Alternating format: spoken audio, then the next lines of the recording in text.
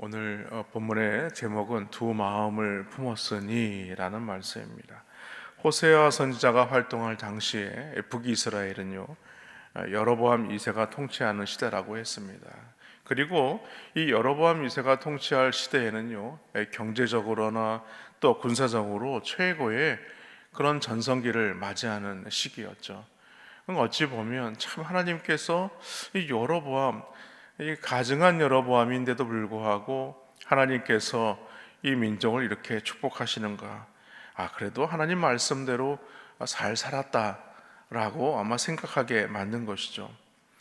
그리고 오늘 말씀처럼 그들은 오늘 하나님의 말씀대로 우리 가운데 이렇게 고백하는 내용이 나옵니다.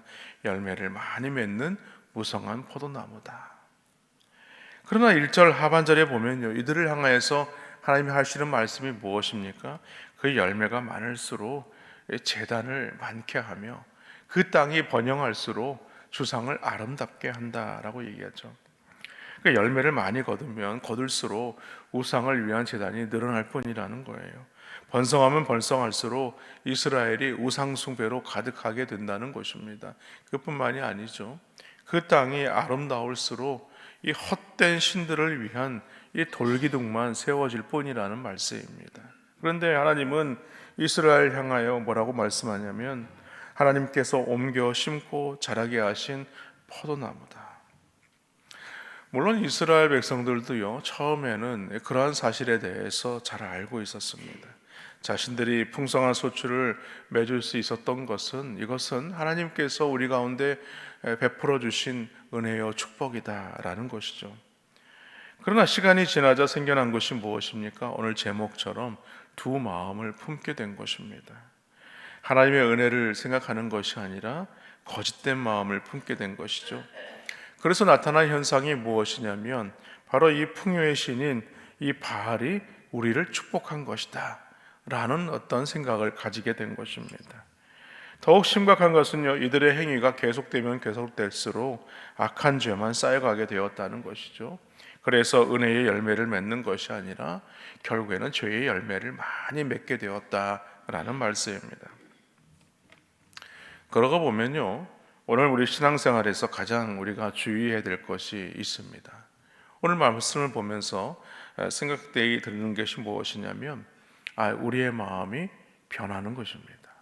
이 변한다는 말보다는 변질되는 것이죠. 예수님을 만난 이후에 우리는 예배 때마다 주님 앞에 나오는 것이 고대되고 또 그렇게 기다려지고 또 하나님의 은혜와 감격으로 충만했던 지금도 그런 분들도 많이 계시죠. 그런 시기가 있었습니다만 시간이 지나고 이제 이 예배 생활이 익숙해지다 보니까 우리 마음에 생겨난 것이 무엇이냐면 하나님이 좋고 하나님 자체가 좋고 하나님 만난다는 어떤 그런 기쁨과 감사보다도 이제는 하나님이 아니라 내가 받은 것에 관심을 더 가지게 된다는 것입니다. 왜 이런 생각을 가지게 되냐면 내가 하나님을 믿게 되었다면 내 손에 뭔가 하나님께서 부어주시는 어떤 무엇인가가 들려져 있어야 하지 않겠느냐라는 것이 오늘 그들의 마음이라는 것이죠. 그래서 찾아온 것이 무엇이냐면 하나님 외에 다른 것에서 기쁨을 찾고 즐거움을 찾으려 한 것입니다. 그리고 나의 유익이 되는 것을 찾으려 했다는 것이죠. 즉 하나님을 믿고 예배는 드리지만 그것도 놓칠 수가 없었던 것입니다. 그런데 하나님은 이것을 무엇으로 단정하시냐? 우상 숭배로 단정하시는 거예요. 하나님보다 더 사랑하고 하나님만큼 가치 있게 여기는 모든 것들은 다 우상 숭배다. 결국 어느 순간부터 우리에게 이 예배의 기쁨을 빼앗고 우리의 신앙 성숙을 방해하는 것은 바로 무엇 때문인가? 바로 변질된 마음 때문이라는 겁니다. 우리가 두 마음을 품게 되었기 때문이다라고 말하는 거죠. 그러니까 하나님을 향한 간절한 그 마음을 가지고 살았던 마음이 이제는 두 마음을 품게 되고 변질되다 보니까 기쁨도 사라지고 하나님을 간절히 소망하면서 찾아가는 것도 그 발걸음도 무겁게 느껴지고 그 은혜도 없고 또 모든 매사에 어떤 문제가 생기게 되면 그것을 무조건 하나님의 징계로만 생각을 하게 되는 것입니다. 오늘 5절 말씀을 보면 이런 말씀이 나와요. 사마리아 주민이 베다웬의 송아지로 말미암아 두려워할 것이라. 그 백성이 슬퍼하며 그것을 기뻐하던 제사장들도 슬퍼하리니 이는 그의 영광이 떠나갑니다. 그러니까 하나님의 심판으로 파괴된 그 성소와 이스라엘 백성들의 이 불행을 예고하는 말씀이죠. 이 베다웬이라는 말이 있습니다. 이 베다웬이라는 것은요, 이 베델의 불명예스러운 이름입니다. 여러분, 그 아웬이라는 뜻이 어떤 뜻이냐면요, 죄악이고 불의, 그 다음에 재앙, 이런 뜻을 가지고 있는 말이에요. 근데 사실 베델이 무엇입니까? 하나님의 집 아닙니까? 근데 하나님의 집이란 뜻의 베델이 오히려 이 송아지 우상으로 더럽혀져서 베다웬이 되었다라고 지금 말하고 있는 거예요. 다시 말해서 죄악의 집이 되고 불의의 집이 되고 재앙의 집이 되었다. 그래서 베델의 제단은요 철저히 파괴될 것이고, 결국에는 이 베델의 금송아지마저도 아수르의 왕의 말하자면 조공으로 드려지는 그런 일들이 일어나게 된다라는 것이죠. 그러면서 어제 호세아서 9장에서 언급했던 이 기브와가 오늘 본문에서도 다시 언급이 됩니다.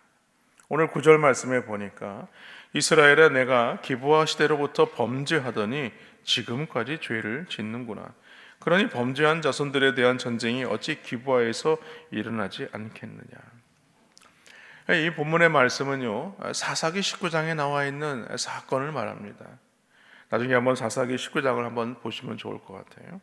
근데 이 기브와에서 벌어진 이스라엘의 어떤 타락성을 가리키는 말이죠. 거기서 어떤 일이 있었는가?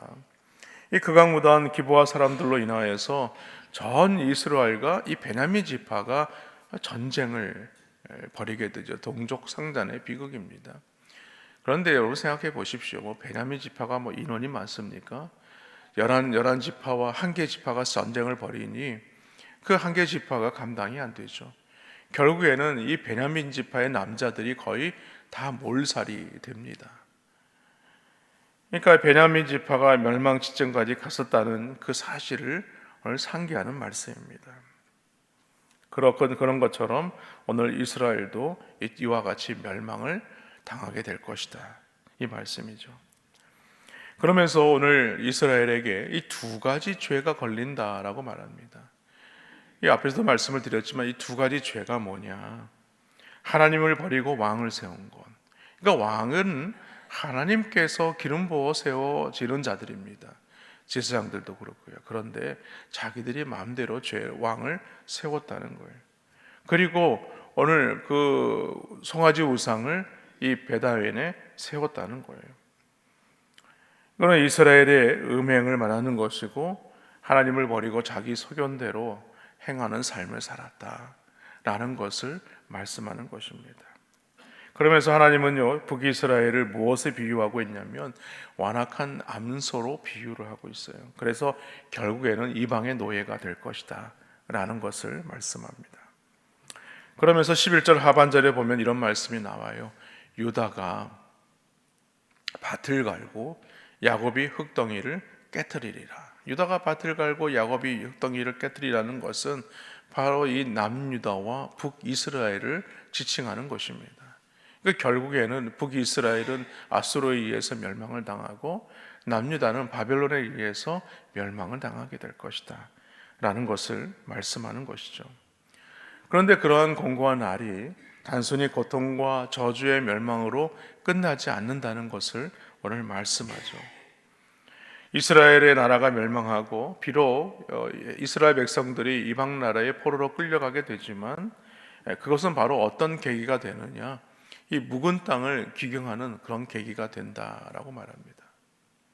그러니까 묵은 땅이 어떤 땅이냐? 그러니까 사람들이 많이 이렇게 다니다 보면요, 아무리 좋은 밭이라고 해도 그 땅이 딱딱해져 가지고요, 거기에는 곡식을 심을 수가 없게 되죠. 그래서 우리가 봄이 되면 농부들이 그 땅을 이렇게 기경을 합니다. 그러니까 땅을 아예 그냥 갈아엎는 것을 말하는 거죠.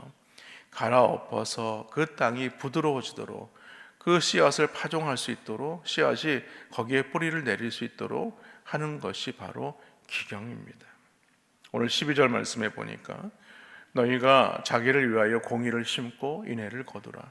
너희 묵은 땅을 기경하라. 지금 곧 여호와를 찾을 때니 마침내 여호와께서 오사 공의를 비처럼 너희에게 내리시리라. 비록 우리 이스라엘 백성들이, 하나님의 백성들이 이방 나라에 멸망을 당하고 포로로 끌려가게 되지만, 그러나 그 시기가 여호와를 찾을 때라는 것을 말합니다. 그리고 그 시기는 그 묵은 땅을 기경하는 시기라는 것이고요. 결국에는 여호와를 찾게 될 때에 하나님께서 그 공의를 비처럼 내리신다. 이 얘기는 뭐냐면 하나님의 축복의 은혜를 우리 가운데 내려 주신다라는 것입니다. 사랑하는 성도 여러분, 오늘 이 말씀을 생각하면서 우리는요, 한 가지를 생각해 보아야 합니다. 내 마음의 상태가 두 마음을 품고 있는 상태인가?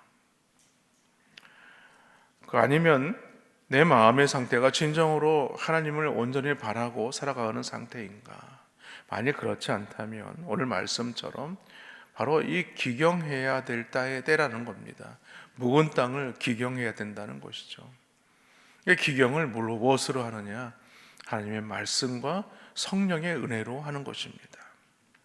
오늘 우리 가운데 굳어진 마음들이 있다면 그 굳어진 마음들은요, 결코 잘 변하지 않습니다. 그 굳어진 마음들을 기경을 해야 돼요. 성령의 은혜로 기경해야 되고 말씀의 은혜로 기경을 해야 되는 것입니다. 그럴 때 갈아엎어질 때에 다시금 하나님의 말씀을 받을 만한 밭이 되고 그 말씀이 뿌려져서 30배, 60배, 100배의 열매를 거두게 되는 것입니다. 여러분, 오늘 우리가 이스라엘 백성들처럼 하나님을 믿는다고 하면서도 자기의 소견에 옳은 대로 행하는 삶을 살아서는 안 된다라고 오늘 말씀하고 있는 것이죠. 혹여니 우리가 하나님의 은혜를 잃어버린 채 세상의 어떤 소망과 세상의 부유함을 바라보면서 살아가는 것이 있다면 다시금 오늘 이 때가 하나님을 찾을 때이고 우리의 묵은 땅을 다시 기경할 때라는 사실을 믿으셔서 오늘 주님을 굳게 붙드시고 주님 앞에 나아가시는 귀한 은혜 날이 되시기를 주님의 이름으로 간절히 축원합니다.